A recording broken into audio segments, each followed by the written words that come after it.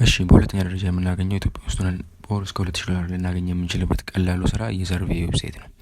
ሰርቬይ ስራዎች በምትሰሩባችሁ ሰዓት እንግዲህ ጥንቃቄ ያስፈልጋል። ምክንያቱም ሌጂት ያሉ ሁሉ እንዳሉ ሁሉ ስካሞችም አሉ። ያው አብዛኞቹ ስካሞች ከዌብሳይታቸው ዲዛይን ማወቅ ትችላላችሁ። ነገር ግን ደግሞ ሙሉ በሙሉ ሪል የሚመስሉ አሉ፣ ሪል የሆኑ ነገር አይነት ያላቸው አሉ። ከዛ በኋላ ግን ልክ እናንተ ስራውን ከሰራችሁ በኋላ ምን ያደርጓቸዋል? አንድ ስራ ሰጥቷችሁና ያን ስራ ሲጨርሱ ይሄን ስራ መስራት አለበት ብሩ ለማውጣት ተባላላችሁ። ያን ስራ ሲሰሩ ይሄን ያህል ሰው ሼር አድርጉ ምናምን እያሉ እናንተ ተሰላታችሁ እንድትተውት ያደርጓቸዋል ማለት ነው። በዛው ልክ ሌጂትም አሉ።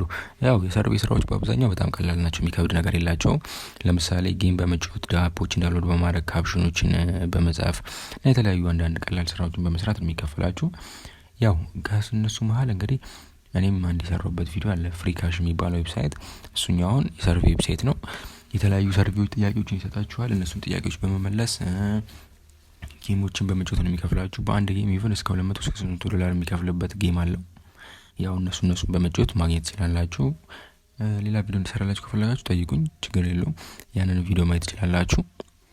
በሶስተኛ ደረጃ የምናገኘው የኦንላይን ስራ ኢትዮጵያ ውስጥ ሊከፍለን የሚችል እንግዲህ ትራንስክሪፕሽን ነው። ትራንስክሪፕሽን ማለት ኦዲዮ ይሰጣችኋል። ያንን ኦዲዮ እየሰማችሁ ወደ ቴክስት መቀየር ነው። ኦዲዮን እናንተ ትሰማላችሁ፣ ወደ ቴክስት ቀይራላችሁ። ግን ጥንቃቄ ያስፈልጋል። ኤአይን በጥቅማችሁ ወደ ቴክስት መቀየር ትችላላችሁ። ከዛ በኋላ ኦዲዮን እየሰማችሁ ፊክስ ማድረግ ትችላላችሁ። እንግዲህ የትራንስክሪፕሽን ስራ በአሁኑ ሰዓት በጣም ተፈላጊ ነው። ምክንያቱም የተለያዩ ሰዎች ቪዲዮአቸው ላይ ሰብታይትል ይፈልጋሉ። ዩቲዩበሮች ቪዲዮአቸው ላይ ሰብታይትል ስለሚፈልጉ እነሱ ጭምር ቀጥሮ ነው የሚያሰሩት።